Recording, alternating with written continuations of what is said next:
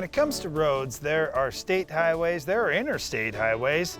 There's also county roads out there, but when it comes to gravel roads, there's a lot of question about, well, who owns the gravel road and who has to take care of that? Well, I wouldn't just say any gravel road, because there could be gravel roads in cities, there could be county gravel roads, but what we're talking about here today especially is roads that are owned by the township. Now, as I say owned, I shouldn't even use the word owned, I should say maintained by the township, because here's how it really works in a lot of areas in the United States. The farmer actually owns the road all the way to the center of the road. This is something I didn't even realize as a kid growing up on the farm, and my dad just said, oh yeah, we got to take care of the ditches because technically we own that. I said, what do you mean we own that? And he goes, yeah, we even own halfway into the road. And I said, so if I want to do anything I want on the road, I can pave it or whatever on my half? No, the township's responsible for that and they won't let you do everything.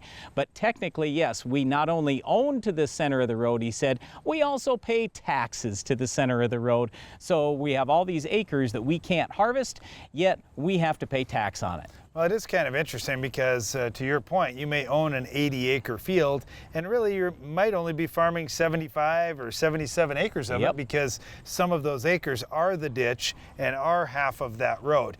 Now, you may look at it one way of saying, well, that stinks. You can't raise corn or soybeans out there or whatever crop. But you may also look at it as, okay, so I have this ditch, so that means the grass in the ditch, I could bale and I could have hay for my livestock. Yep, that's absolutely right. I was just talking to a landowner recently, and he doesn't farm himself, he just owns some ground that is farmed. And he said, you know, Brian, I was talking to the township and I wanted them to clean out my ditch because there are a bunch of trees growing in there and weeds and everything else.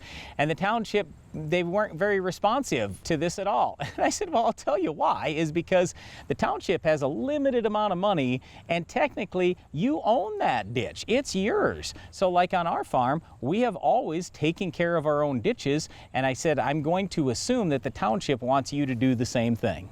Well, it is pretty interesting. I actually like this system because you've got to take possession of and control of the things right around where your farm is and take care of those. It's your responsibility, and I like it because you don't have anybody to blame but yourself if things get out of hand. Yep, but the funny thing is, if you don't properly take care of those trees that are in the ditches and they start growing out over the road, you'll get a letter from the township saying, hey, you better take care of that. Otherwise, if we take care of that, we're sending you the bill. Well, I don't know if you've ever thought about it as you've traveled down a gravel road in farm country, but the farmers with the fields adjacent technically in most cases own out to the center of that road, and they're responsible for taking care of the roadside ditches as well. Well, another thing farmers are always responsible for taking care of is weeds in their fields.